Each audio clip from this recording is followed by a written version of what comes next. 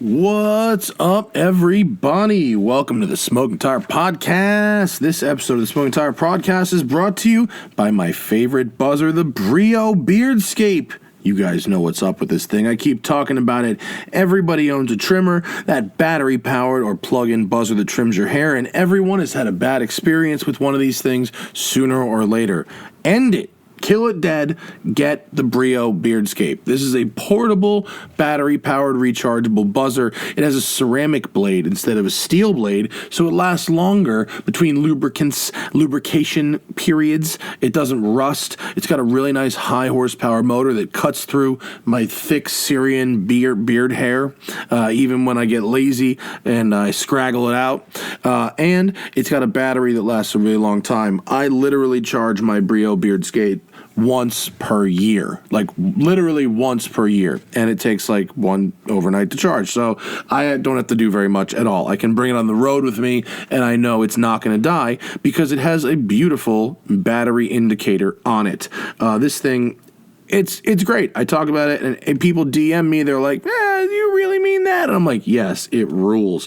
It may be time for all of you to upgrade to the Beardscape. Go to brio4life.com. That's BRIO, the number 4life.com, and use code SMOKING at checkout to get the best price on the internets for the Beardscape. That's brio4life.com. Use code SMOKING at checkout. And let's talk about Race Chip. Race Chip works with your turbocharged and your supercharged cars, and you can play with things. They leave things on the table for you when you have these forced induction cars. And with Race Chip, you can get a healthy increase in power and torque up to 30% with just plugging and playing. You can also get better fuel economy on the highway. It's easy to plug and play it, just 15 minutes. There's specific manuals and installation videos on YouTube, totally accessible, and all your engine protection mechanisms will remain active because it does not modify the ECU itself. It's easy to remove if you want to uninstall it, and after removal, the car is in completely stock condition. It's TUV approved in Germany, which means it is safe. It's good. TUV is way harsher than America. It's been tested with several magazines, TV shows, and content creators, and there's a warranty of up to 5 years and a 30-day money-back guarantee. If you're not satisfied with Race Chip, follow them at Race Chip Tuning. That's Race Chip Tuning on Instagram. They say the word chip twice. Race Chip Tuning on Instagram, YouTube, and Facebook. Now, if you want to increase the power of your car in a healthy way, choose Race Chip for quality made in Germany. Go to racechip.us. That's RACECHIP.us. Special offer for the month of July. Use code SMOKINGTIRE, to get 10% off your order. Limited to one Race Chip per customer in the month of July. 10% off your order with code SMOKINGTIRE at racechip.us. Hit them up and get that power, son. All right, on this episode of the show, Betim Berish, my homie, is in studio. This motherfucker is the owner and co-founder of BBI Autosport in Huntington Beach. They're sort of one of the heavy hitter Porsche tuners in the area, in no small part because I made videos of them in 2008. Anyway, he is now the boss of bosses, winning their class and second overall at Pikes Peak in their Turbo Cup car just last weekend. So he's in studio talking about racing Pikes Peak and winning your class. It's Betim from BBI on the Smoking Tire Podcast. Betim in his house. Betim Berish, what's up, brother? Hey, how are you? Great. Welcome. Thanks Welcome for to the program. thanks for having me. How long did it take you to get here in traffic today? Honestly, no time. Really? Yeah, it ripped right up. It was so lucky. I was very lucky. What'd you bring? Would you wait for it? My Volkswagen. Yeah. All track. Hell yeah. Full of dog hair and baby seat.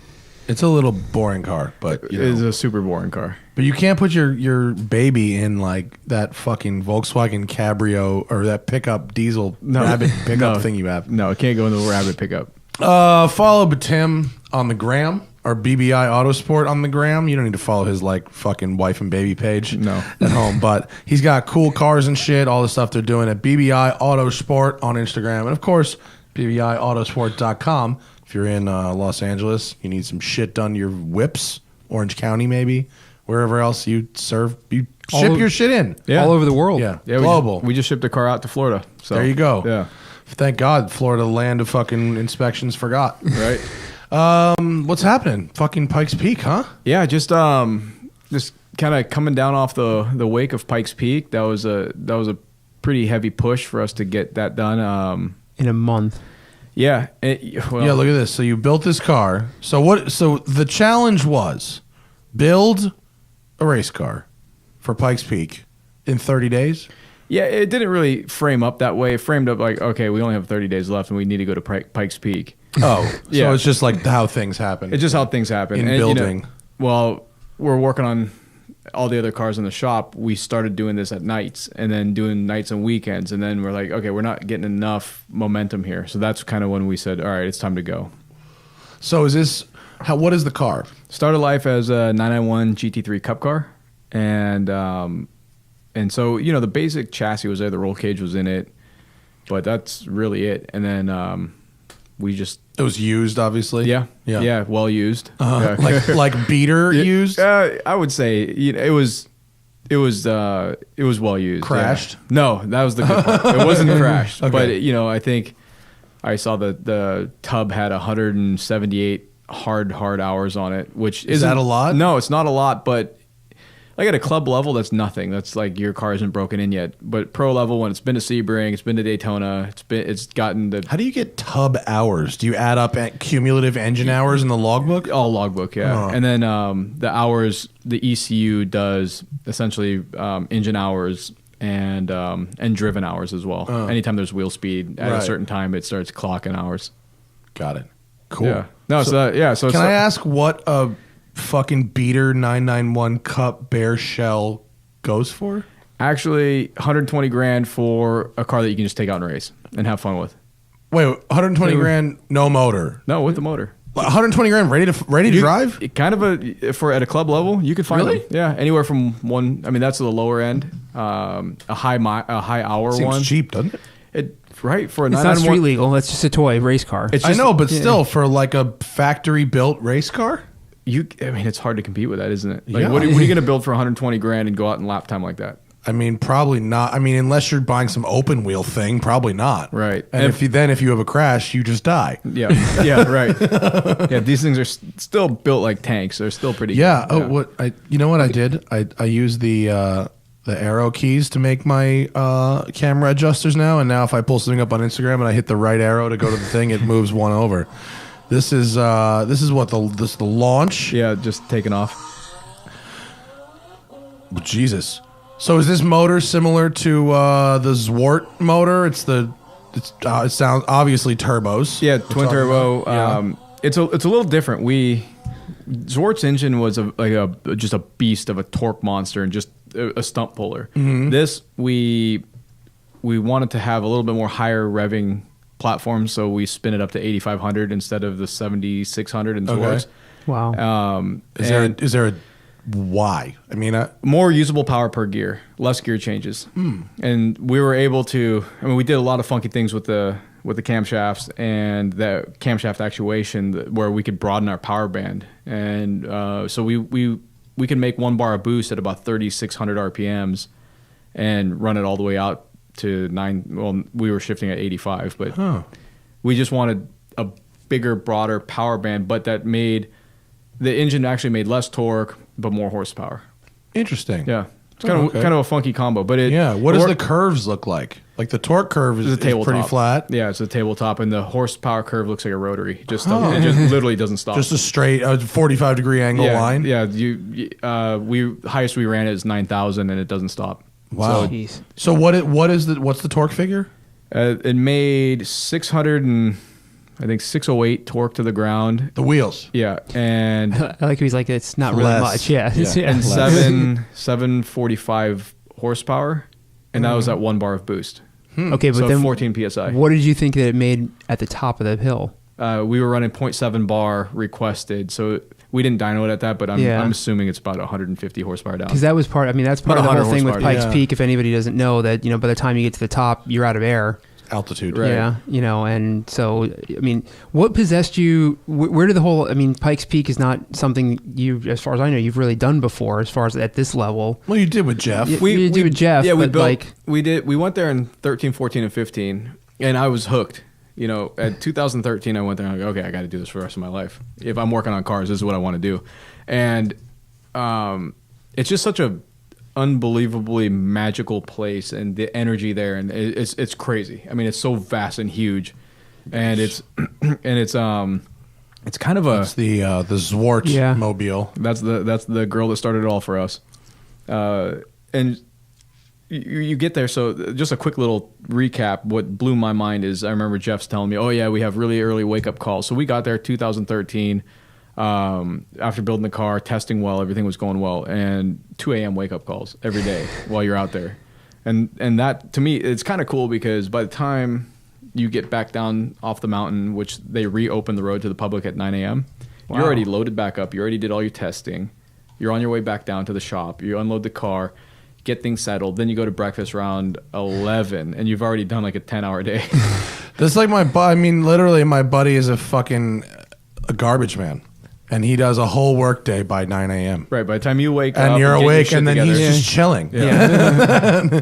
Yeah, never it's get all, used it's to that all about schedule, these early morning above the clouds shit. Yeah, no, and it was cool. So, I mean, huge weather. I think I've never been in a place that had such a huge temperature swing in a 5-hour period. I don't know if it was it you? Somebody's Instagram showed a certain section of the course that was like a full-on downpour at one point. Yeah, and that's. I don't remember who if that you- was. It was but whatever. It wasn't me because we were out of there, but it was like I think 17 degrees at Devil's Playground, which is when we test the top end of the mountain. That was on Tuesday, and when we got down to the bottom for breakfast, it was already 86 degrees or something. Oh my God. Yeah. And so that's just screws with your whole system. Hell yeah. And the whole, you're kind of training for this on the way up, like getting your body prepared. Like I used to go work out and run and everything and get ready but now it was just a mad thrash till 5 a.m. every morning getting this car done. Yeah, you didn't have time for that. No, but it helped. I mean, by the time we got there, I mean, the whole team was just like, let's crush it. It was good. What is the did the car require much while you were actually there? Constant.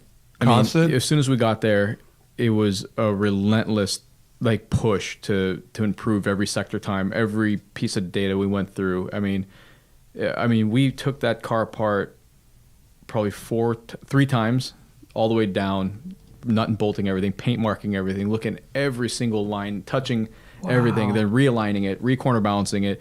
Oh, we need more camber here. We need to raise the ride height. We need to trim the wing. The whole time it was just constant. And by the time we got to race day, that's when it. But the thing is that that's kind of what you're known for, is that relentless, completely surgical. I mean, you just don't leave well enough alone. Try not to. And that's been your reputation since you started BBI. Is that you're the one to go to for that methodical build of a car that you're just not going to leave anything alone. So The next time it takes you 5 months to work on my car, Okay. I'm going to remember what you were able to do in 30 days when you really give a shit about doing it. Here we go. And this is You something, knew you were going to walk into that fire. Yes. And this is, and this Someone was like, did you hear BBI built a Pikes Peak class winning car in 30 days? I was like, did he? Matt's like, I can't wait to punch him in the face. You're not alone, my friend. So I've been getting essentially death threats, and it's From customers going, what the fuck? Yeah, it's like, congratulations, it's so cool. By the way, Dick. Yeah. Here we go. So in his defense, your car was a little out of his wheelhouse. no, Yeah, no one's ever seen an 87 before. Here's how it really went down. So on a typical project, we have one person working on it, right? On a typical project. Yeah. We had 8 people working on this car. That I flew in 2 people. I actually flew in 3 people for this project. We had luckily with our partners, we had good funding for it. You know, and it wasn't one of those things where, oh, I misquoted you. I got to eat it, so now I got to go make $3,000 to cover. You know what I mean? It was one of those things where, hey, I need this part. Then there it is. You know, it comes. I need this person to come in here. He's going to be here for 3 days. Okay, write the check. And they just showed up. Yeah, and so our partners really, especially Optima. I mean, every sticker you see on the car, they all contributed massively to it, and that's the difference. We worked, I think, roughly 30 full days, 15 to 18-hour days. There was one day we took off. I took Father's Day off. I just said, everybody, we're not working this Sunday, and that was it. And that was. But like, can I ask you something? Like, who paid for that?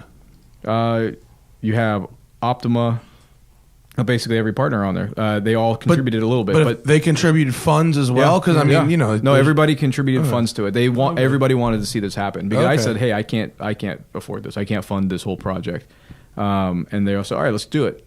Let's get it done. And as soon, you know, when Hooligans jumped on, that added a level of visibility to the project that the partners wanted to see. Yeah. You know, they said, okay, now that we've got all the puzzle pieces together, I can take this to our marketing team and run with it. And everybody's like, all right, let's now party. their little marketing algorithms start working with exposure, and everything makes it easy. Yeah, and you know, the horsepower gods wanted this to happen. There was so much that happened right. It blows my mind. It just so many things happened right to make this work. I mean, and I can't say enough about the team. Everybody worked their asses off. And the cool part is, you get to keep the car. Well, yeah, that's one cool part. Yeah, the other cool part is everybody had a good time doing it. You know, we were all exhausted, but everybody was just so charged to get this done. Well, I mean, the results, you know, what were the official results since we were what was the time? Didn't talk about it. We ran a 9:23 and change, and in Time Attack 1, that got the record by a little over 13 seconds. Who had it last year? Donahue had it last year in the GT3R. Oh. And he took that from Reese Millen. And now was that a standard GT3R?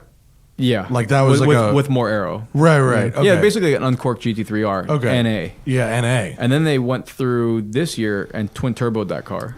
And you beat them by?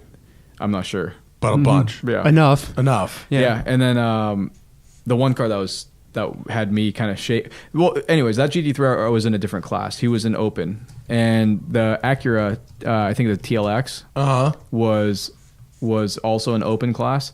And we barely squeaked them out. I mean, he must have just put a wheel wrong because we were pretty worried about that car. Ended up officially getting second overall and first in class. Which is huge. I mean, that puts you in the history books. Here, wait, it's very difficult to fucking read this, but okay, hang on. Where are we at here? Here's the results. Place overall, what do you, Time Attack 1. Right. This is it. Yeah. Raphael, who's your driver? Raphael Astier. How have I never met this guy? Who is he? I don't know how I've never met him either. Where'd you get him? He came from Romain Dumas' camp. Oh. So that's who we partnered with when we went to the mountain. All right, so open. Time Attack 1. So you beat... Yeah, but you're go down 20 seconds ahead of the next guy in your class. Go down the list of the drivers you do know on that list that they beat out. Yeah. I mean, Reese Millen. Yeah. Well, Peter, Greg Cunningham, Tracy. Donahue, Paul Dallenbach, Greg Tracy, Reese Millen. These are not just drivers, but these are also teams that have been doing this for a much longer time than you guys have. Dude, Will All Young, you know this guy? Will All Young's a nut. He runs a 700 horsepower Civic front wheel drive. Oh, he smashes records. Just crushes everybody. Yeah, he's like one of the kings of grid life. Mm-hmm. Yeah, 2012 Honda Civic. What did he run? 1103. Good for fucking Will. Yeah. He mobs it. Travis Pastrana's on there. Yeah, they were doing that GT4 thing. The spec class, Yeah, that seems really fun. I bet you a GT4 at 14,000 feet might as well be a Miata. It's a Miata. Yeah. But they are having such a blast. And, I bet it. And Zwart is their coach, right? Zwart's their coach. It was basically like the dad of Porsche there. Yeah. And so he was explaining some fun stuff. He just said everybody kept stepping it up, and there would be... It wasn't just like one guy in that entire field of the GT4s leading it. He said they were hopscotching.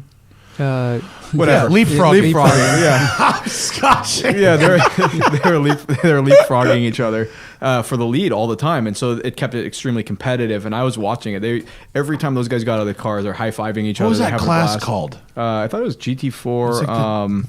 GT4 class. Yeah. I'm sure. Yeah. They're running these fucking things. Yeah. They're great. These sorry, load you fuck. These are lovely little cars. They're a lot of fun. They're great cars. Just yeah. announced how do you like the new one, huh? 4 liter? Yep. But not it's like a 4 liter. It's still like a stroked version. Yeah, but they kind of the Cayman complex. The Cayman complex is back, which is that Porsche will never sell a Cayman that's as good as a 911, even if it's a dope Cayman. They always intentionally fuck it up. You can't blame them. I can blame them. Beat their flagship car with the Yeah. little brother. Yeah, but they could like build the best car they could build. I think that's what they did with the No RSR. manufacturer's going to do that, though. With the RSR. The new RSR, The race car? The race car, yeah. That's, Well, I mean, what that's does that do for the rest of us, buddy? I don't know, but it's still a mid-engine. It just shows Porsche's like, I know we should do this, but Maybe nobody will notice. yeah. Here, we'll just slide the engine in the middle of the car. Yeah. Wait, what are the interesting other than the leapfrogging? What else did Jeff Zwart tell you that was? He just said those guys had an incredible time. They were specially mapped. Yokohama did all the rubber, so they had some pretty good engineers working out there, keeping those cars pretty quick. I mean, they were going pretty fast for the horsepower they're making, and the you couldn't mess with the aero, which is massive up there, right? So Yeah. So, like with your car,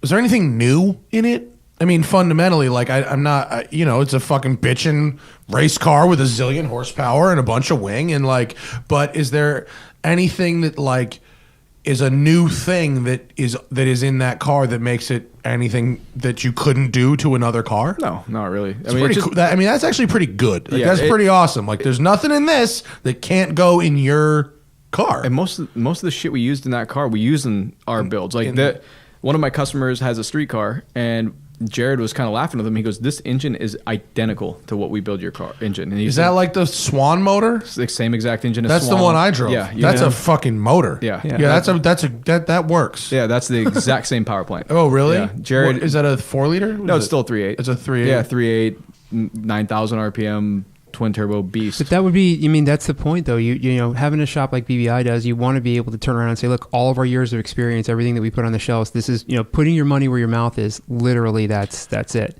And to be able to come in, I mean, in the grand scheme of things, compared to some of the teams that are out there, you guys are still a relatively small team, and with much less experience than some of those other guys do. And to pull off second place, I mean, that's a huge, huge, huge deal. It was awesome. It was just a sum of a lot of little things that came together. Like you said, there's nothing special, but every little thing we did to the car was. Yeah, no, I'm not trying to take away No, from I'm not it. saying, but I'm just Yeah. elevating the fact that there isn't much special. It's just a lot of little things worked right. Dude, And the driver. What about Driver. Well, obviously, Yeah. not to take away from No, the driver. I'll talk about him later. But what have you seen the new that thing that's like an aftermarket hybrid system for 911s? You put it in the frunk.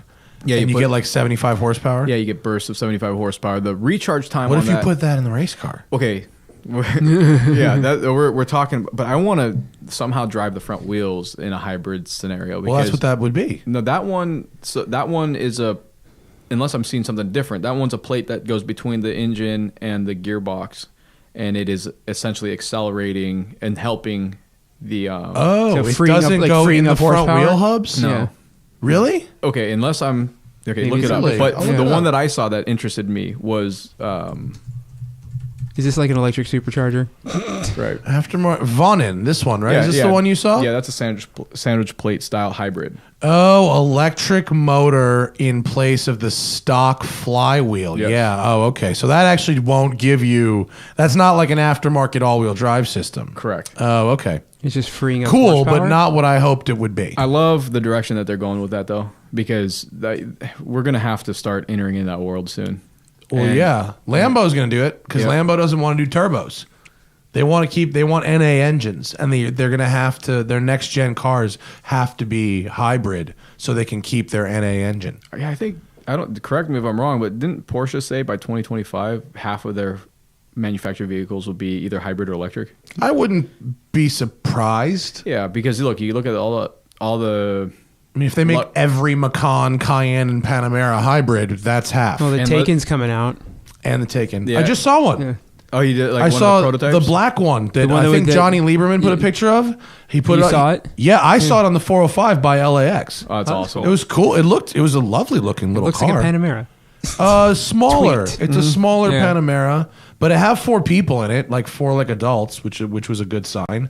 It was probably cruising towards Porsche Experience Center, like picking someone up from Yeah. LAX or something. But Right. like, it was a nice looking car. I'm super stoked on. Have you driven like a Turbo SE hybrid yet? Yes. They fucking mob. It ruined me. So fast. I was like, okay, hold on. They're so fast. Yeah, so fast. Yeah, one of my Can you, clients. can you tune them yet?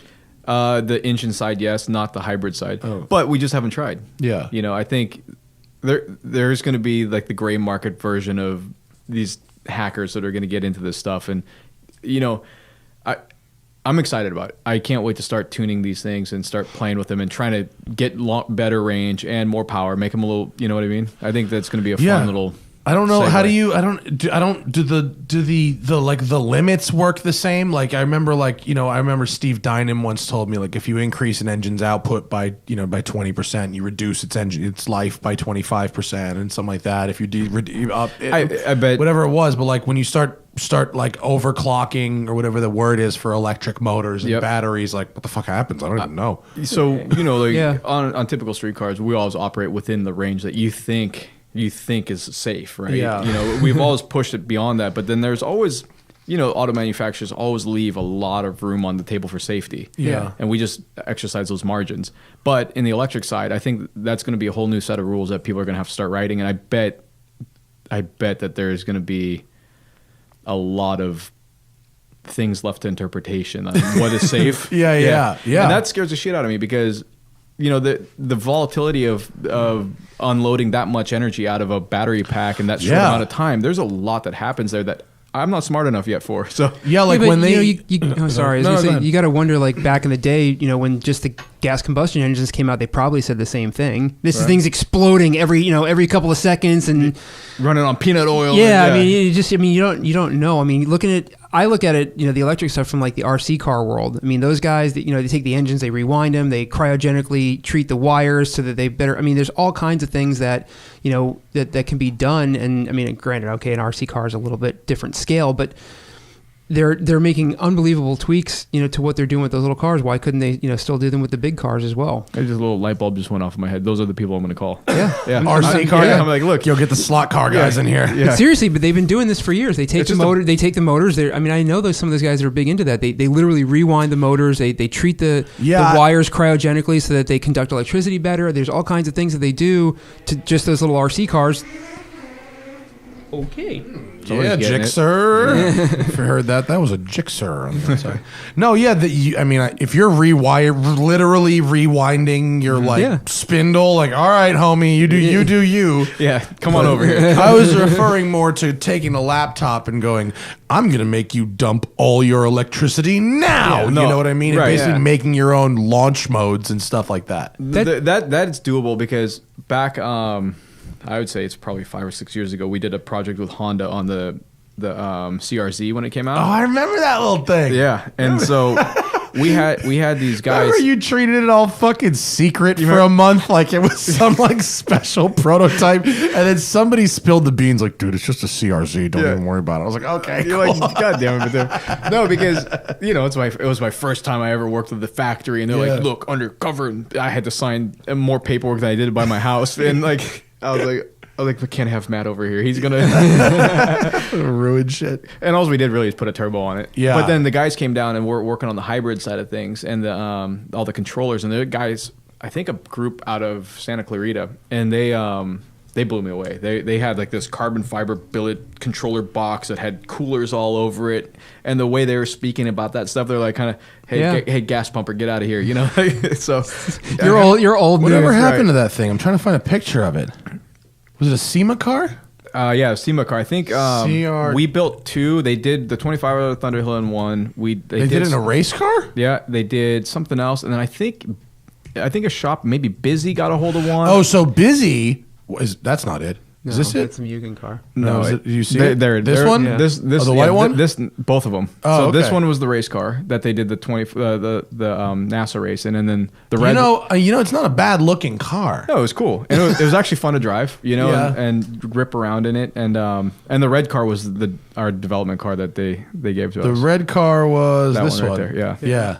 So I was at Busy's, I don't know, a few months ago or whatever, and he's still got his. Oh, he still has it. Yeah, it's like silver, and it's sitting there, and he's like, "Do you want this?" And I was like, "No, why?" think And he he goes, has the exhaust, "It like, is coming out of the hood." supercharged." He's like, "It is supercharged. It has 400 horsepower." I was like, "Busy, what am I gonna do this?" And I looked, and it had like 130 miles on Right, it. right. It's like It drove like in and out of SEMA 6 times. yeah, it's been parked since yeah, Low miles. ran when Yeah. parked. yeah. I can see the Craigslist ad now. Wait, but you guys are like getting into other shit besides Porsche. Like every time I go down there, I see some other fucking oddball weird thing you've got going on. Yeah, we're dabbling, and it's mainly driven by our customers, but we are dabbling. You know, one of my favorite projects, unfortunately, took, just like anything else at BBI, took way too long. Was that Ultima GTR? Oh yeah, it was there Holy- when I was just there. Yeah, it's done now.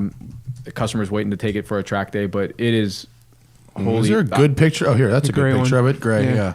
It's what'd you do with this thing? It's pretty. Didn't someone buy it like drunk on the internet or something, and it just showed up? No. So this Was that okay. me? Oops. That was that was me in the Lexus. Yeah, that would have been you in the Lexus. No, client bought this kind of sight unseen. I don't know the whole story behind it, but it showed up. He said, "Hey, I got this car coming to you. Make sure it's safe for a track day." We looked at it. We're like, "Okay, it's not safe for a track day." And So wait, for those who've never heard of an Ultima GTR, it's not a kit car. It's a complete car, but it's basically a street legal Daytona prototype kind of thing. it's like their old Mosler MT900 like Daytona prototype. Yeah, it's like a tube frame. Is it fiberglass body or carbon? That's a mix, but mainly fiberglass body. But it weighs frame. like 6 fucking pounds. It weighs nothing. And it has a zillion horsepower. It's got a LS7 in it. On Mid-engine. Yeah, mid-engine. And then it used to have an upside-down Porsche H pattern, like a 915 in it. Uh-huh. And the shifter was... I mean, there's no room inside that cockpit at all. Anytime someone tries to tell me, and I'm not like a super snob, but anytime someone tries to tell me that they build a car that looks like that, and it's got a 915 gearbox in it, I go, you cannot be serious. Right. Yeah. I'm going to be going down the straight at Road America at like 140, be like, where's fifth? That's exactly what it felt like. And it had all this linkage going to the back, like up and over the top of the engine. It was the craziest thing and the customer was like, he's like, I can't let one of my friends drive this. They're going to throw it in reverse. So he's like, no, we're going to fix it. And I'm like, well, what do you have in mind? He said, let's sequential it, paddle shift. I was like, okay, cool. That's more suiting for this car. So what do you, it's like a Sedev or something No, like it's that? an Albin's ST6. It's the same gearbox they use in the V8 supercars. Oh. Yeah. Cool. It's such a badass And gearbox. it's mounted in a transaxle way? It's or a it's- yeah, because they mount them out back. I guess you can just make the things come out yeah, wherever. and Bell housing, yeah. And what's a company called up north? Weddell Industries. They distributed them, and they built this beautiful billet bell housing and built the flywheel, put it all together, and then we threw Motec at it and built headers, exhaust, redid a lot of the aero on the underbody, See if I can find a redid the picture. fuel system. We had to do so much to this car. Well, I mean, It wasn't like, And when you want I to- remember when it got when there. it started you out, it told was me new. That car not was good. barely like... It was not safe. I No, mean, that and car by no was means- pieced together from new. Yeah, and then but so I got to shake it down at we were at Laguna Seca. Oh, Oh, just start somewhere chill, you know. Well, no, the first time we shook it down was at Cal Speedway. Okay. so yeah, it's just nothing to hit there. going around, and the car actually is you have to muscle the car around. No power steering, no power brakes, well, we have TC in it now. But Tim's a very good driver, by the way. Well, back in my day, maybe. And then, so going on the banking, and, you know, I've driven 911s there, and I'm doing 168 on my, like, third outing lap. I come back in, Jared's on the looking at the data. He goes, are you in 6th gear? I'm like, yeah, I just keep my foot in it. The thing it just wants to go. He goes, dude, you're almost going 170. I'm like, and my feet are like in front of the tires. Now you know what it's like to be a 917 driver. So I immediately got scared. and I'm not even kidding you. I came back in and Jared's like, man, you used to be a lot faster. I'm like, I know, I had a kid. You know, there's things I that, now like, have something to live for. yeah, there's things that like change in you that you're like, I don't need to go that deep. Oh, I don't, Yeah. you know, There's but, no trophy for this one. right. And so as soon as I started getting used to driving the car, it became fun. And then I took it out to Willow Springs just recently. And driving it, I mean, I'm not even kidding you. When people say, "Oh, I was only 5/10," you know, I was literally 5/10 in this car, and I think I was, I want to say in like the mid to low 20s out there. That's really fast. And the car, it's just it's cheating, you know. There was one. It was funny. There's this guy in an M3 out there that was absolutely hauling ass, and I'm cruising. I'm going at a pretty good clip. I mean, this guy's smoking all the Porsches. He's got this supercharged M3, you know, the V8. Blah, blah, blah. I think he's doing like 22s and 23s out there, like cup car times. Strong. Yeah, and he's all over my ass. And we have a rear view camera that you can toggle on the steering wheel because you can't see out of the back. And I'm looking, I'm like, Jesus, there's a guy. He's all over me and like off throttle. There's literally no rear window, right? No, there's no rear window. So yeah, there's a rear view camera that on the Motec dash will come up, and then he comes out. He's like, yeah, I'm surprised that bucket of shit was in my way and all that. I'm like, hold on. You don't need to say something like that. Let me tell you, I can't believe how fast you were going. He goes, yeah, you're in my way the whole time. I'm like, I didn't know you were back there. I was like, I don't have a window. I would have more than gladly let him by and then they tried to follow him. I could not believe. I looked at his times and this guy's just motor. So I looked at some of his in-car stuff. I was like, okay, that guy knows how to drive. It's like, was it? Did it end up being like somebody? I think he's just a really good club racer. Wow. And they're out there, man. Yeah, Oh, yeah. and just this. I mean, He knows the car. He knows the track. But when I was looking at his car, I'm like, oh, this guy is a serious, and the car is serious. Like the way how hard he can throw it into a corner, get on power nicely. So I mean, if you're really fast at Willow Springs, I mean, it's a pretty scary place to be. That turn 8 and 9 complex is pretty much just tires and bravery. that's it. Yeah, that's tires. There's not a lot much to it beyond that. No, you hit your mark and you go harder and harder and harder and quit looking at the pit wall that you're going to T-bone. keep your eyes, at the track out and even I got it. I don't got it. Right. But driving that car, it's very humbling. You know, it's like I couldn't physically get myself to drive it to anywhere near its limit. Yeah. And I'd like to think I could throw a 911 around in my sleep. And that car, I got out dripping in sweat. I'm like, those kind of cars do that. But there's a certain person that drives that car fast. But a that's certain part of, type of person. That's part of what you're paying for, though, is because you're only going to get that out of that car. I've You're only never gonna get that actually seen one of experience. those at a track day before. God, I've only ever seen them on a couple of them on the You street. just watch them effortlessly move around the track. You know, I saw at a Grid Life event, someone brought out one of those super light SLCs, which is the same kind of thing as this, and it was the same thing. It was like effortless 130s over and over and over and over and over at Road Atlanta. Yeah, and the guy didn't even really seem like he was doing all that much. It was pretty rad. Yeah, it's pretty. I mean, when you have something that's actually purpose built, it's kind of eye opening. Yeah, you know, what's some crazy shit that someone's hired you to engineer recently? Right now, I mean, it doesn't sound crazy, but we're twin turboing a 991 GT3 R, but it started life as a street car. I don't know, we took it to SEMA. Oh, yeah. But that project, the engineering behind it is bananas to do it right, you know, and why? Why what? Why is it bananas? It's just every little thing needs to be touched. No, every little thing needs to be touched. There's nothing's actually been done in that realm. So you turned a street car, GT3, street car, into a cup car. Into an R. What's the difference between a cup car and an R? The cup car is still steel body, still rear fender, same wheelbase. The R is carbon fenders, front and rear, and it has an extended wheelbase, wider by a foot almost, and it's that in itself. We had to cut the rear tubs out. Had Matthew make new rear tubs in it, and ended up trying to make the interior fit over those, which was, I mean, it actually worked out. But I'm trying to find on your Why website did the if there's customer picture want of it? it'd be on our Instagram. Hang on, I will find. What possessed the customer to come to you and say, this is what I wanted? Or is it something you said, I got this idea, who wants to do it? No, the particular client is he likes pushing the envelope, and he's not happy with just kind of run of the mill stuff. He gets excited about about. Oh, is that this? Yeah, that car. It's real fucking subtle. But he gets excited about engineering exercises and really pushing the essentially the what can you do? Yeah. You know, you can build him a beautiful 991 GT3 RS with all the fun bolt-ons that we sell, everything, and he'd rather take Matt's Mustang and go rip around in it, you know, because it was built and engineered, or you know what I mean? He's one of those guys.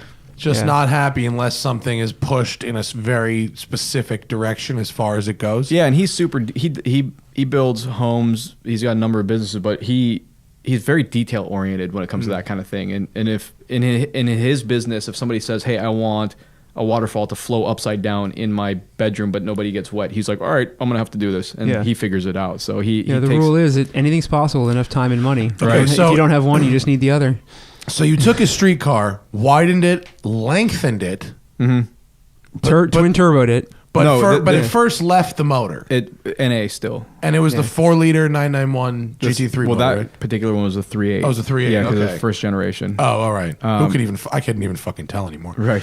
And then now you're twin turboing that motor. No, we did buy a 4-liter. Oh, okay. Because that has a nose oiled crank, which has a better oiling system, and Jesus, you know, Christ. I guess we're going to a 4-liter. So, you know, that I guess we're going. It's like, oh, just add $100,000 to the bill because we got to buy a 4-liter. but listen. So when I said everything has to be touched, if just to get the pistons made, because Porsche, I mean, packs everything in there. The ring pack, they're all 1 millimeter rings, and right at the deck, and the wrist pin is so far up in the piston, and you're building a turbo. You want to package a turbo piston in there where you need more room between the crown and the first ring.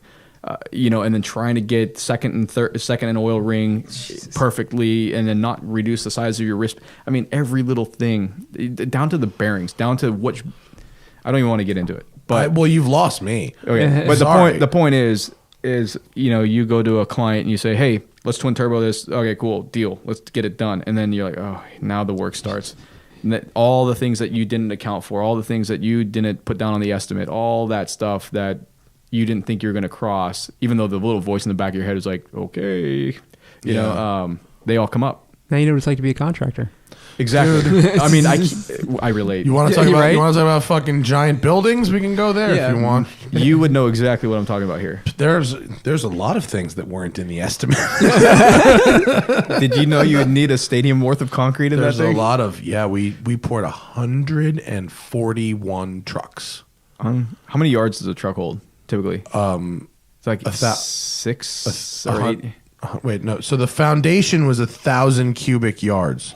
So I guess it's 100 yards a truck. You basically built a bunker, or like Oh, it's crazy. or like a rocket launch pad. The bottom foundation is 31 inches thick of concrete.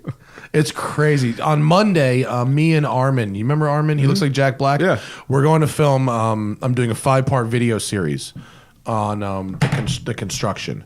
That's cool. Yeah, we're gonna film the first episode is going to be called Structure. So we're gonna be talking about concrete and rebar and steel. And did you see this shit on my Instagram? This door frame. Yeah. This is so fucking badass. Here's how crazy. I'm gonna fix that. And we're gonna have to find the new key that I don't use for anything else to switch cameras. So this is the rear exit door.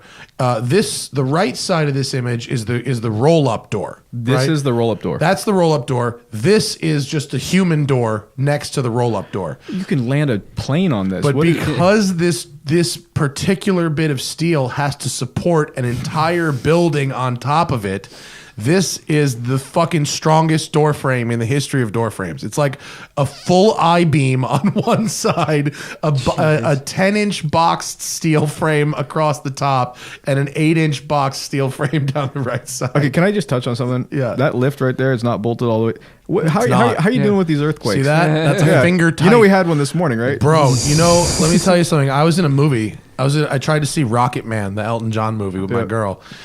And you know, when when you get that the rolly earthquake like we had, you kind of just get, to me, I just call it insta drunk.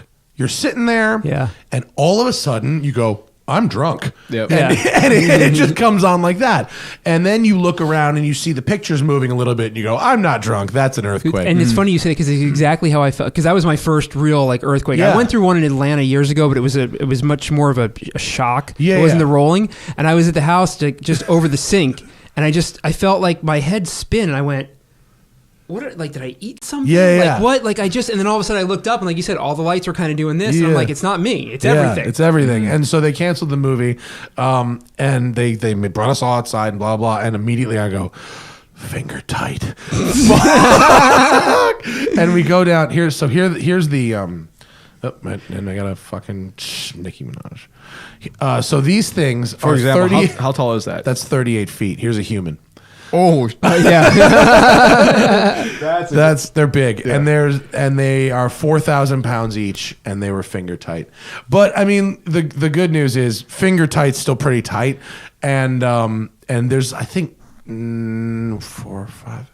I think there's 8 bolts on each one, and the bolts are an inch. Like Yeah. everything was fine, but I fucking panicked. Yeah. And we went straight from the Santa Monica arc light. We're like, we're going to it's like an construction site enchanted right forest now. of steel going like Oh this. my god! It's Expect to see it's my dominoes. nightmare. Oh my My god! absolute fucking nightmare. And then like last night or this morning actually, I didn't feel whatever happened this I'm morning. laying in bed this morning and I'm like, oh no, here we go again. Oh man, I'm just waiting for that.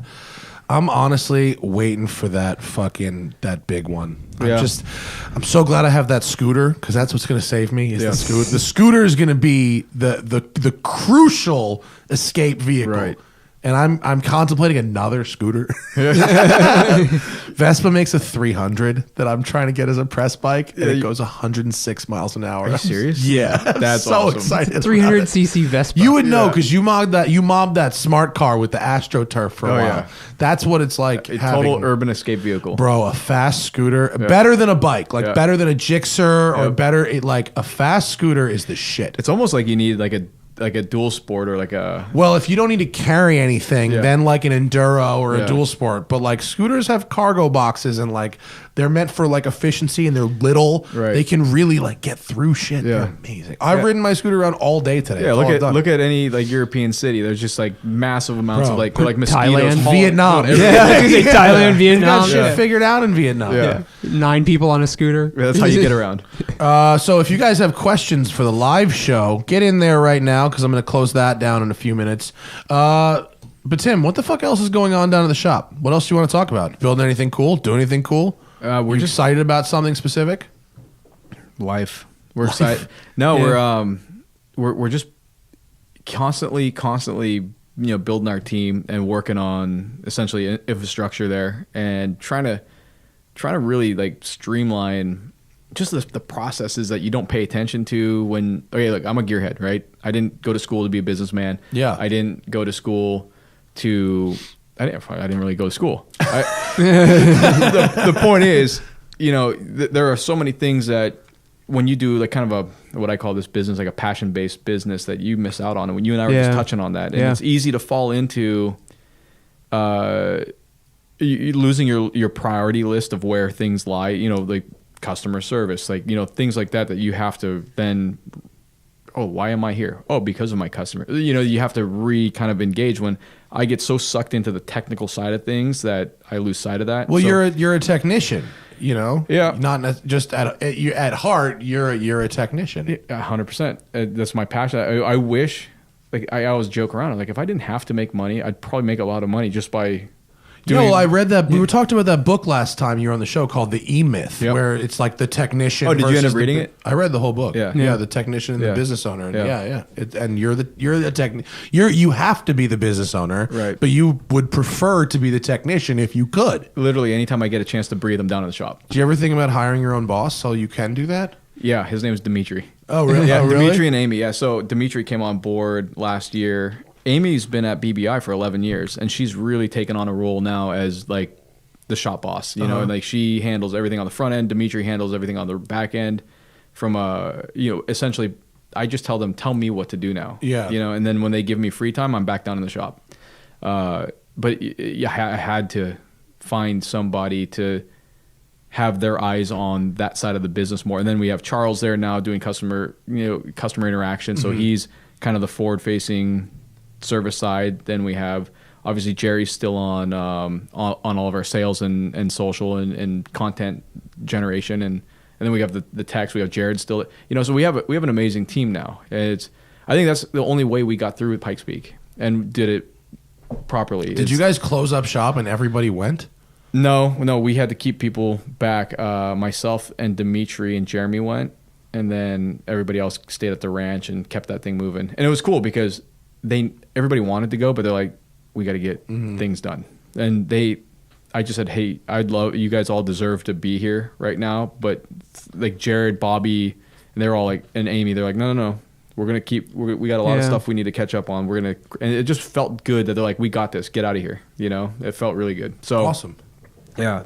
That's the most exciting thing is the team right now. And I know it sounds weird. Like the projects are awesome. I love those, but having the ability to go work on those projects and knowing that everybody's kind of got each other's back, it's cool. Yeah.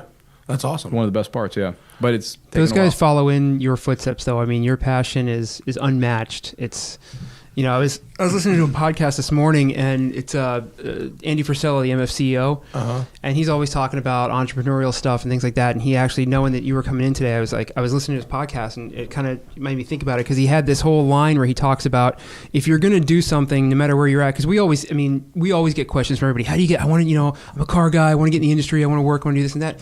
And like he was talking about this morning on the podcast I was listening to, that he's like, whatever it is you're doing now, it doesn't matter if you're making fries at McDonald's, be the best at what you do. Bingo. Be the absolute best. It doesn't matter if you're mopping floors, be the best floor mopper, because it may not be the thing that you do forever, but why would you not take that opportunity to be the absolute best at whatever it is you do and let it go through? And it reminded me like of your story from like years ago, that everybody that I know that's ever had an interaction with you, like you've got this methodical mad scientist kind of a way about things, but like it's like it's ingrained in you that you've got to do things this way, and you're always wanting to be the absolute at the top of your game. And it was kind of like, and for all of us that have kind of grown in this industry, that's kind of the same thing. We all gravitate the same way. It's like whatever it is that you're doing at that particular point, just be the best at it, and then follow your passion. And I appreciate that, and that's what I tell a lot of anybody who I hire. I also say my job's for sale, and I said I've gotten some amazing opportunities coming up through the ranks. People gave me chances, but that's what they did. They gave me chances because I showed. It's not that I was competing against somebody or I want to be the best. I just wanted to be better than I was yesterday. Every step of the way, I still do. I mean, there's been a time, and I mean, if we're being honest, like I've lost a little bit of sight of that the last maybe 2-3 years ago. I got distracted. With a lot of things, things just come up in life. And you had a kid. Yeah, I mean, you get a kid. There's just a lot of things that happen that take your eye off that focus, and you feel it internally. Yeah. Even though you're not living it. I mean, you're living it day to day. You don't see it, but you feel the burn inside that you're like, I'm being a piece of shit to myself right now and to everybody around me.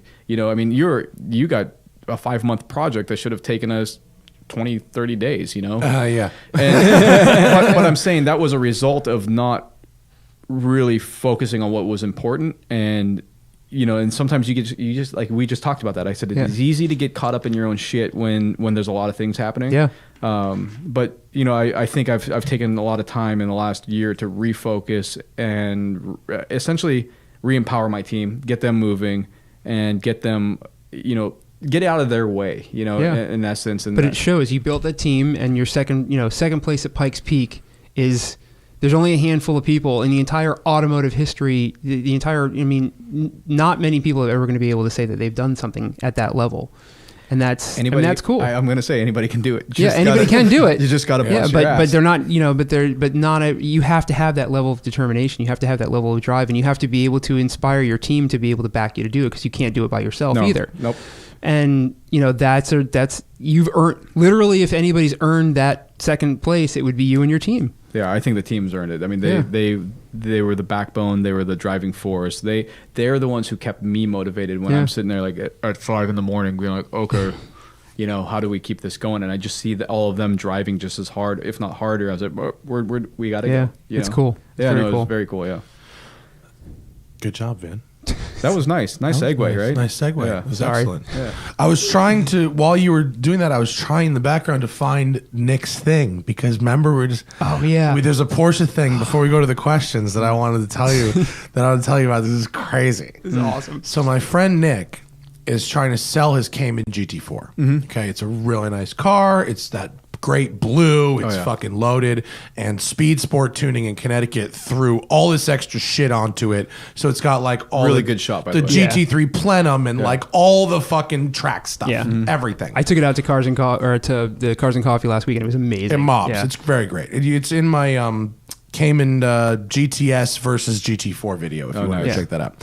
Anyway, he lists it on Renlist, okay, with some nice pictures and a description and blah, blah, blah, for 96 or 97, which is high, but this thing's got a lot thrown at it. Somebody takes his images off of Renlist. And the description. And the description. And his phone number. And his real phone number and contact information, and puts a listing on Car Gurus in his name, and then calls with a lower price, with a price of $85. Yeah. And then calls him up. Everything else is the same, except the price is 10 grand lower. Calls him up, hey, I saw your ad on Car Gurus for $85. I'll buy it at that price. Have you ever heard of that? Do that?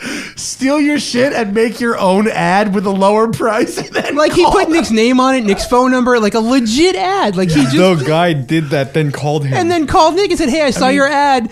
And Nick's like, "What are you talking about?" And so the guy sends him the ad. He says, "Oh yeah, this ad on Car Gurus. I've I never want it for heard- that number. I have." That is phenomenal. And Nick like didn't put anything. Like he never put an ad on Car Gurus. the guy earned the car. He has to.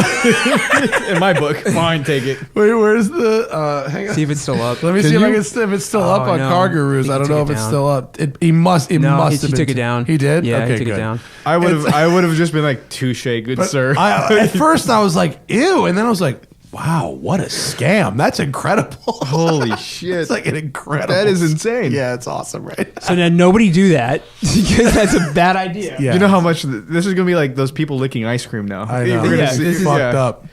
All I right, mean, you listen, got- it's rare that we ever come across something we've never heard about before. That's a new one. Totally. That's That a is new one. bananas. Isn't that fun? Unbelievable. So there's that out there. Yep. All right. Riley O'Brien wanted to thank us because he got a Fiesta ST instead of a Focus or Golf GTI. He fits better in the Fiesta seats. There you go. Enjoy. Fun car. Nice. Don't do a bunch of suspension shit and ruin it. It's like perfect. Yeah. It's perfect. Austin says, I have a 981 Porsche Cayman and I need new tires. I don't go to the track. I'm not concerned about low tread wear, and I don't drive in the rain. Are Sport Cup 2s my best option? What about Pilot Sport 4S? Pilot Sport 4S is a good tire for some longevity, but the Cup 2s they're solid. Cup 2s last 2,000 miles, but Tim, don't recommend that to somebody. He says, with a "I am street not car." concerned about low tread wear." Specifically, Austin, Cup 2s. Listen, Cup 2s are going to last you a year. Don't listen to Pilot Mr. Sport Practical over 4Ss here. are going to last you 4 let years. him go through his first set of Cup 2s, All right. and then he'll get the 4S. Everyone gets Cup 2s once. Yeah. And then they go, what did I do here? Remember I got that Lotus Evora 400 press car, and I Right. did a bunch of track days with it. I did 3 on a set of Super Sports, and some of the guys that rode track were like, the car sucks on Super Sports. You got to get Cup 2s. So I asked Lotus to send me Cup 2s, which they kind of balked at, but then they did just because they goes, we're going to put these tires on, and I bet you hate them. they put them on, and I ran the fastest lap at Streets of Willow that I've ever run there, and then couldn't catch that number within a second the whole rest of the day. No, you also have to set the car up for them too. So there's a big setup disparity between the Pilot 4Ss, the Super Sports, and a Cup 2. You need a lot more camber, a little bit. Oh, Sorry. yeah. Yeah, there you go. Testing. Yeah, that matters. We need you just need a setup for it. It's just like anything, Maybe that's why I didn't do anything. Yeah, if you throw Cup 2s on the same setup you have on your PS4Ss or any tire for that matter, you're going to just burn the outside of the tires up. Oh, good tip. Maybe that's why. There you go. Someone says you're a god. Thank you, I'm not. Shikar. None of us But can thank disagree you. with that. George took my advice and started his own damn podcast on Shout Engine. Can he have permission to plug it? Not for £8, my friend. Advertising should costs have money. added it to that. Yeah, you really should. You should have just put it on Matt there, will George. read anything if you're smart enough to fucking type it. Robert wants to know what's Vinny's car history and remembers the $10,000 Viper. My history is probably too long to get into here right now. The 10K Viper is currently at a shop in Orlando that a buddy of mine bought it off me. He wanted a car to show off his... I forgot about this picture of you, yeah, man. you like that? Yo, from Jalopnik, 2016. Here's Vinny in his Florida garage with the $10,000 If anybody's in Viper. Central Florida and sees an orange Viper with black stripes on it, it's been wrapped. That's my 10K Viper. You bought it for 10K? Yeah, I did. That's phenomenal. So wait, give us the lowdown Wait a on the minute. 10K Viper again. So I found the ad on Craigslist. You can see the paint on the edge there. I found this ad on Craigslist for a $10,000 Viper, and I ended up getting to the guy's house before anybody else could and saw it, and it ran and drove, but it ran on like 7 cylinders. And Non-issue. something was wrong with it, obviously with the motor. It was his brother's car. His brother had Asperger's syndrome. Now the top was all scratched. The A-pillar was all scratched. Like every time his brother did something, like he would have this spaz out. Yeah, you like that? Yeah. And so cosmetically the car was a mess. Everything in the car was covered with sunscreen. It was kind of a complete mess. But mechanically it was there. And I was like, I wanted a project. I was like, you know what? The idea that Freddie and I started talking about is, can you get into an exotic car and fix it and not lose your ass? And so I ended up, I was a little over 19, just under 20,000, including the cost of the car. I put another 10 grand into it. I had to have the heads rebuilt. The guy did something we can't figure out what he did. I think he ran low octane gas in it and over revved it, but he blew out the valves and the valve seats, and but the bottom half of the motor was completely fine. There was a little scar in the cylinder, or in the piston, but nothing else happened to it. And I went through the whole car mechanically. I did. Hennessy gave me a set of his KW springs, and I called in every favor for everybody I ever built, over the years. It's like a Pikes Peak. Yeah. And so I put KWs on it. I put Stop Tech brakes on it. I did all this stuff. Mechanically, it was a monster. It was still NA. But it put down 454 to the wheels without any like crazy motor work. Nice. And it was a blast to drive. And then I had a buddy of mine's like, look, I really want one. I want to wrap it. I want to do this. I just don't want to deal with the mechanicals. And I was like, you go. This sounds like fun. I want to do a 10K What'd you sell challenge. it for? I don't want to say. But hold on, I made good money on Hold it. on. Let's slow down. We should do a 10K challenge. And You can. You get that Viper back out. We find a car for 10K and see if we can call in some favors. Yeah. And do better than the Viper for 10K? And just take it to the track or do I something ran 100 fun. and let's see, I did the half. So the 10K will turn once I into started 60 so building fast. it, I took my 40th birthday and I ran one of the half mile events, the Want to Go Fast events, and that was on my 40th birthday with a car. So we go out to all these events. It was a car I bought, I paid for, I built. I paid my entry into the event, which is a huge deal for us. Yeah. And that was how I spent my 40th birthday. Is a car that I bought, I fixed, I built, and I ran almost 145. Oh, nice. So on an NA Viper, it was fun. I mean, obviously not the best thing in the world, but that's to great. be able to say I went and did it, and the car was bulletproof, man. I beat the heck out of it. I did a light and flywheel on it. I did everything on it. It was just a blast to drive. I'm already thinking. Kristen Lee put a story on a first gen Viper for sale in Jalopnik today, and I was like, maybe. It's hard to do with another car at that level because so many of those parts are parts bin up from Chrysler. Yeah. The power steering pumps from a Grand Cherokee you can buy at Napa Aren't for the hubs $40. from a truck? The hubs are from Yeah. a Dakota RT. Yeah. Parts of the rear suspension are from a Neon. I mean, if you start picking it apart, and that became the challenge. I bought the sway bar end links on Amazon for $20 each. Moog end links. I mean, it was really funny. It was funny. You need to start looking, Betim, at like Aston Martin DB7s, shit like that. It needs to be something. Jaguar XJRs. Yes. It needs to be something that the parts aren't going to be super expensive and you can do yourself. That's true. So that's motor the is caveat right there. motor is so simple. It's a single cam, 2 valve per Yeah. cylinder motor. It's so simple to work on. So now Vinny has this. Wait, Nice. not this garage. No. Sorry, this thing, the Q ship, which Yes. which is minty fresh. That was supposed to be my daily. Look at that. yeah, pretty It's got clean. less than Wait, wait, wait. 70,000 What- miles on it. what year is it? 99. It's a 99, and it has so many parts off the first gen LS 400. Can I just- these door handles, Yeah. the window switches, the shifter, AC. the AC, some of the AC buttons, Everything's part of the vents and the blinker stalks are from the first gen Lexus LS 400, Yeah. which is really Parts funny. bin. Hey, are those cars reliable? Yeah. So I've got a neighbor who actually, that's why I was almost late here. I'm rushing home, get there, drop my dog off. On my way up here, I'm like, my neighbor knows that I'm running. Yeah. And every time I shouldn't say this, but anytime I see him, I run out of my car like I'm in a hurry. Yeah. Typically. And He's a chatter. He's a chatter. And the nicest dude ever. And he's got to be late 70s, early 80s. He comes out, he goes, my wife just totaled our SC 400. No. Oh. I think it was SC 400. Yeah. It was Or LS same 400. Lexus. LS 400. LS 400. LS 400. Yeah. Yeah. 4-door. Yeah. The typical beige on beige. Yeah. And Jewish racing gold. yes, Jewish. Yes. And he's like, I need you to find me one. Good condition. Exactly like it. 2001. Okay. I saw There that. you go. It's for sale. Dude, But getting we'll that. talk- It's we'll not talk exactly the offline. same, but I know, but it looks almost the same. It's pretty almost close. the same. Yeah. And there's It's- enough parts that are the same that it's like kind of the same. Right. Although Yeah, it's got- definitely like It's from not Beverly as good as Hills. the LS It's from stuff. Beverly Hills. It's got, like I said, it's got less than 70,000 miles on it. I went through everything on it. It's solid. It's pretty cool. So I like it. what do we got? Vinny always has and is always on the hunt for, and he always has a cheap, interesting car that's perpetually for sale but kind of cool. And he's always looking for cheap, interesting cars that are for sale and perpetually kind of cool. What we do? Well, we want to do a project. Kind of, that's why the 10 grand. Yeah. So you want to you can fuck with my Delica a little bit. That would be cool. I'm getting it. Did you get it Tell yet? me what you're looking on for, the and I'll find 23rd, it for I get you. it. So I almost thought that it'd be fun to take a 944 and go full like Wide body. yeah, but like Off-road? crappy fiberglass wide with the 13-inch rears and the 12 front. Like look at with Like the, you want a with the- RWB a 944? but not really, but kind of make it like a throwback they- to the IROC cars. I was going to say, didn't they do an yeah. IMSA car that Yeah, was the like wide IMSA, body like yeah, that? with the turbofans on it. Yeah, and like not do anything with the engine and just dial the suspension in.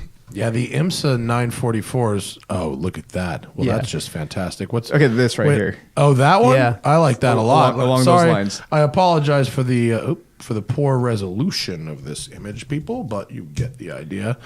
That almost doesn't even look like a 944 anymore. not That even- almost looks like a fucking NASCAR. Yeah, it looks like a NASCAR. It's getting there. Those are the- Dude, were you at Long Beach Grand Prix? no, You I got did- any of it? I went for. I was there, but I wasn't there. The vintage IMSA race was by far the coolest thing that That was happened the at okay. So I at- did go through the at that. paddock, and that was awesome. to Watching see. those cars run, I like this one. There you go. This one, yeah, very something like nice. this. The vintage like Fox body race cars and shit and RX-7s, all that stuff. Side exit exhaust. Oh my god, it was fantastic. That's Look lovely. at how badass that is. Yeah, you can. Okay, build that. we're not gonna do it for 10 grand, but It's gonna be 60. yeah, it's You could get it. You could find those cars relatively 10 grand cheap. It's just the equals- body. It's the body kit you're gonna have to one off. Bro, remember when my Mustang was a budget build? that's what I'm scared of. It will be that exact thing. Fuck And if it's my car, it will never get done. that fucking car. The guy who bought it loves it. Please, I was gonna say, hey, did Yeah, you ever Frenchie get, loves that Did you shit. ever get your okay? Yo, so Betim sent me a little gift. He sent me so God, how many things did we blame for this problem? All of it. So my car, when it was quote done, and I was doing the last like 10% of like drive it, break it, fix it, dial it in, it would drive fine, and then all of a sudden the handling would go to shit. And your steering will be crooked. And my steering wheel would be crooked. Yeah. And we blamed the steering column, Rack. the rack, the alignment, like the tie rods, the wheel hubs, like we blamed everything. Wheel- The wheel bearings. Because it kept killing rear wheel bearings. On the driver's side rear wheel bearing. Yeah. Yeah. And it ended up being, what the fuck was the thing you said? The drive flange. Oh yeah, The hub essentially. the hub of the steering wheel. with the studs coming off of it. Yeah, like where the actual steering Yeah. wheel Attaches. So all the quote handling problem were the steering wheel spinning on the hub under load. It's not scary at all. Not not at at all all. scary. So he sent me that and we'll find a way to turn it into furniture for Okay. we'll turn it into like a light sconce in the cigar lounge I in the love new it. place. Yeah. Yeah. Vinny's like side hustle is gonna be to make furniture out of car shit. Where do you You see know the, how much car shit I have? Oh. Yeah, it's my furniture pile that I Yeah. want to Yeah, make cool yeah. shit out No, of. we're one gonna day. come down and raid it one day. Raid Like it. in the next couple Yeah. months. where do you see the projector we're gonna build? We gotta keep that quiet. Oh, dude, we're not gonna keep that quiet. It's gonna be cool as fuck. Vinny got a stock Huracan intake manifold, Oh, badass. like from VF. That Yeah. it's Yeah. like a takeoff for where they put a blower on. but we're gonna hollow it out, and if you flip and put a projector in it and hang it from the ceiling for the cool. Yeah, That's gonna be awesome. Cool. Yeah, one of the coolest walls I ever saw, I think, was at either Lexus or Nissan. I don't know, but they had all these parts. There's a staircase going up, and there's a wall that stood behind the staircase, and it was every part of every car against the wall. Then they took like a paint gun and made it all matte white. Oh wow, it looked really that's cool. a cool I've idea. always wanted to do something. Just like a solid wall like that. Yeah, there was like the radiator, a fan, a wheel, a engine block. It'd be so easy to do too. Yeah, and then just take your Wagner paint gun and just- go matte yeah. white, like kitchen eggshell white. Oh, you know? that's pretty cool. I like Yeah. that. That'd be fun. Yeah. Or It's we not can a just bad buy a idea. Countach and put that on the wall. Yeah, that'll be easy. It's been done. Next, what do we got? David H wants you to talk about what's up with the 991.2 and ECU tuning, the turbo cars. What do you have? Anything? Such a capable car. They're fucking great. All those turbo And motor cars. we're talking rule. about the Carrera, I guess, right? Yeah, 991.2 Carrera One of my S, GTS. just one of my favorite cars to drive. Just the regular Carrera. Yeah, just a regular Carrera. They're nice. Yeah, they're all. Have you done a T? Yeah, the T is awesome. T's yeah, the jam. My buddy has a T Yeah. that he's like, hey, take this out. And so we tuned it, we intercooled it.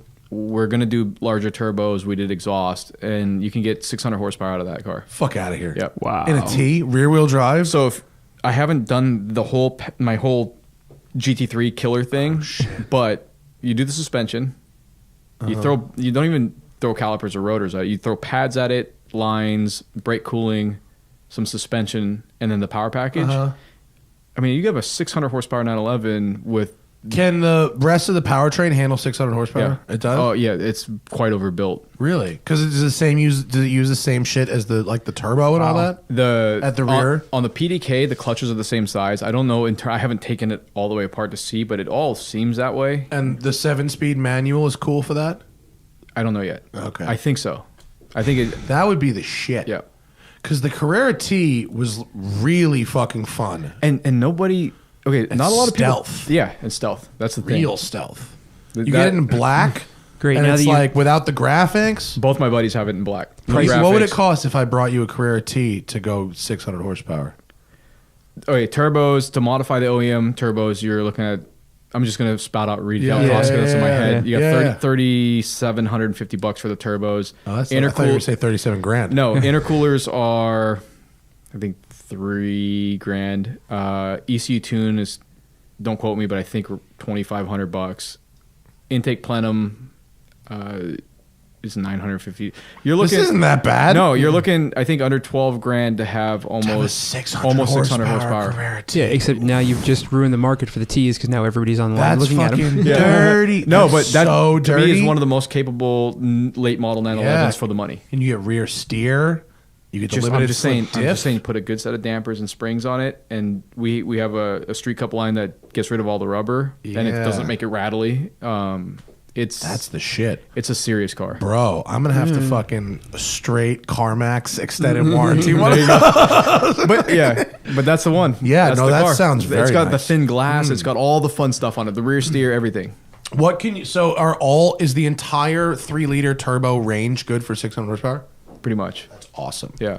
The GTS. So Do you have an advantage with the GTS? So the GTS has a larger hot housing on the turbo, so you can get a better balance from the cold side to hot side. But we just found a solution to that as well on the earlier cars. That's so dope. And if obviously you can go. Is nuts, there a right? reason should you get the Carrera S or should you really just get the base Carrera and tune it at this Well, point? the base Carrera has a little less displacement. It's a 2.7. Oh, is it? Yeah. Did they just downsize it? No, that was in the 991.2. Really? Look it up. Don't I quote thought they me. were all 3-liter turbos. Look it up because I could be wrong. No, I think they're all 3-liter turbos. Hang on.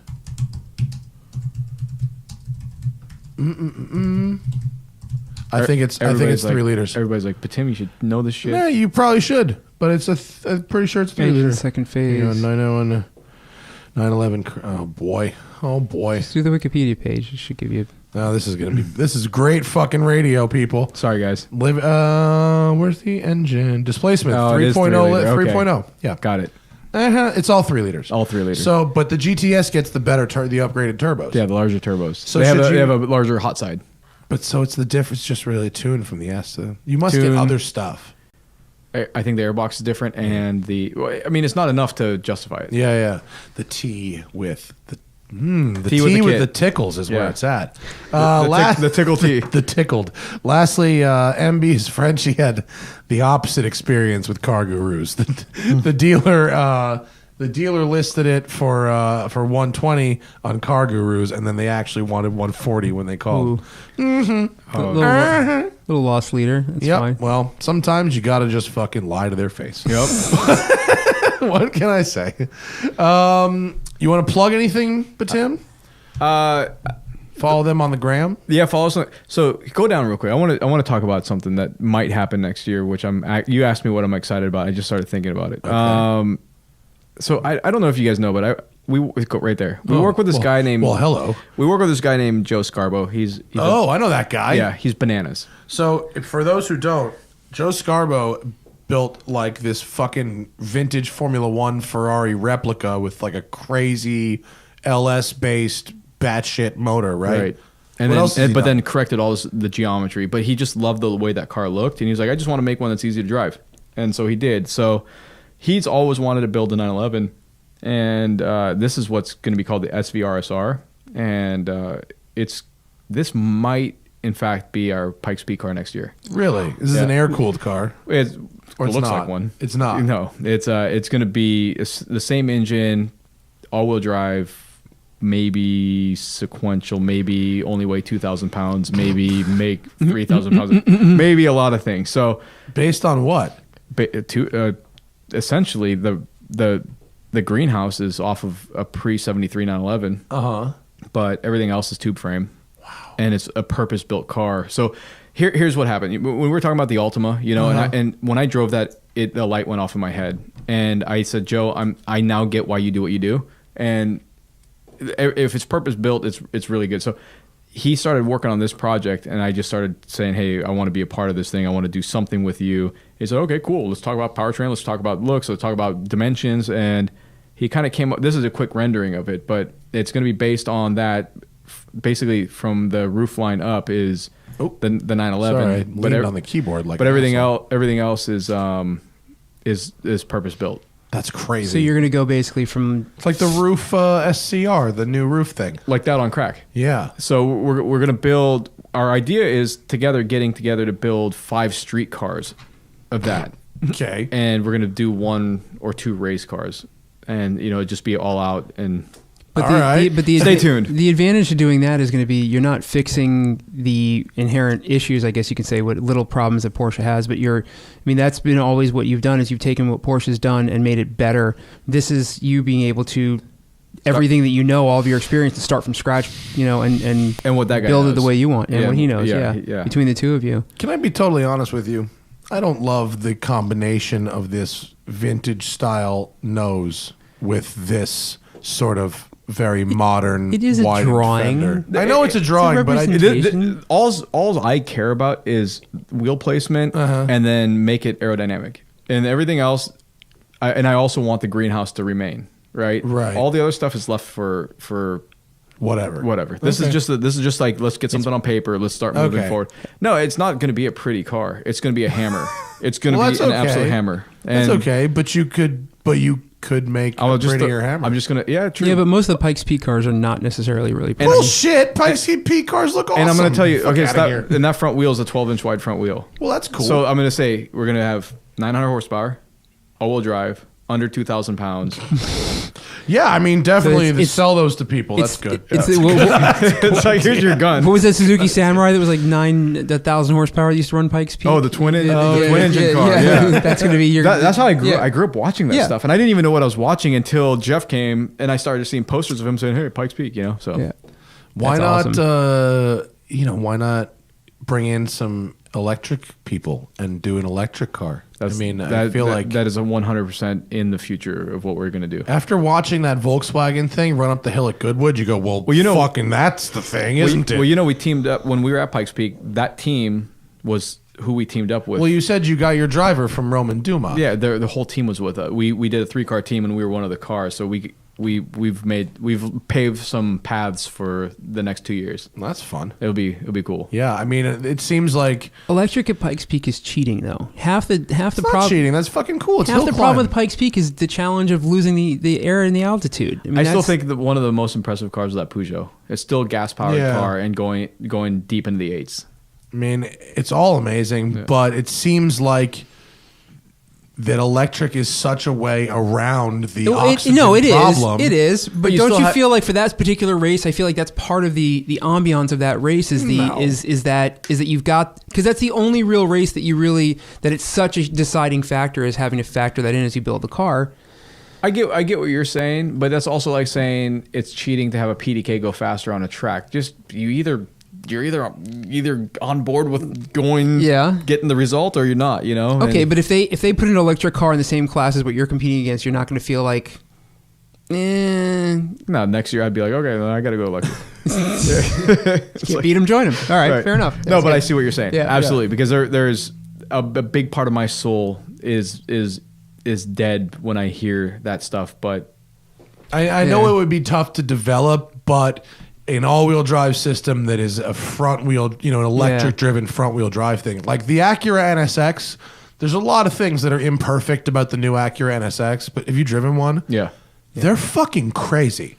They're bananas. They don't. It doesn't. People don't really understand how magical that system is in turning almost anybody into a complete superstar. And they do it seamlessly. Yeah. You don't feel it. Yeah. They do the same thing Nissan does with the GTRs, Yeah. but you don't hear it clunking around and shit. Yeah.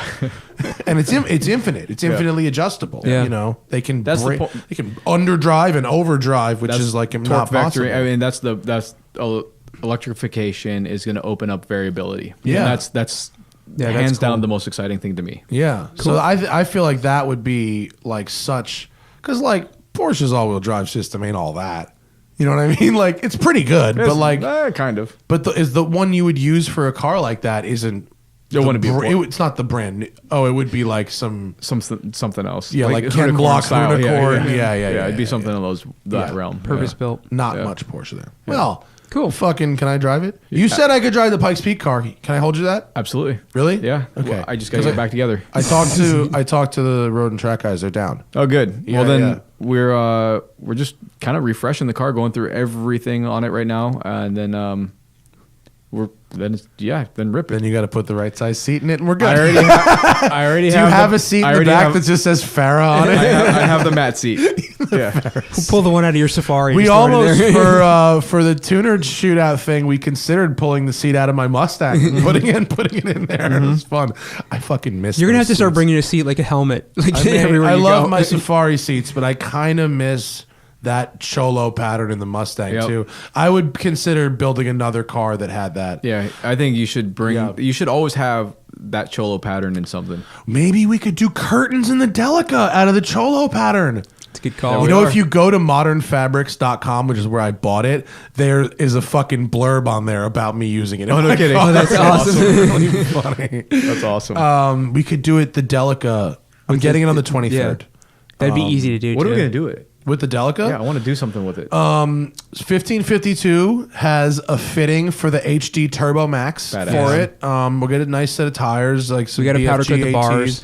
It has Brush like guard. tubular brush guard on it, but it's a shit white. Bring those down We gotta low. blast Yeah. them Yeah. black, and then Clarion's gonna hook up a system and A solid system. and that's it. It doesn't need anything. Yeah. There's 20,000 miles on it. It doesn't need anything. It's fucking fresh. What year is it? 91. Badass. It rules. So badass. It's so cool. I hope I think everybody we- knows what one looks like. It. You know. I hope they don't and see me rolling and Yeah. they hating. All right. Follow BBI Autosport on Instagram or BBIAutosport.com. If you got a Porsche, got a McLaren, you got a crazy project in deep fucking pockets, hit them up. Thanks. You want to go race Pikes Peak? There you go. Or if you want your oil changed. Or if you want your oil change. Are you doing oil changes? Are you yeah. servicing cars? Yeah, we're actually building the dealer alternative service side pretty Are you? heavily. Yeah. Oh, okay. Get your oil changed. It's like low brain damage. All right, I'll take it if you're down in the OC. Yep. And of course, Westside Collector Car Storage is opening in late September of this year. If you are interested, if you live in Los Angeles, you need somewhere to keep your shit, you want to hang out with me, This is literally, it's like Mar-a-Lago, but for cars, and I'm the president. I'm gonna sign up. I got to bring a couple cars down. You should have some LA representation. I will have that. Yeah. All right, yeah, WestsideCollectorCarStorage.com if you're into that. Okay, folks, have a great weekend. The Smoking Tire Podcast is powered by Shout Engine. Get your own damn podcast at shoutengine.com. It's easy. All you need is a microphone, a connection to the internet, and ideally something to say. Peace.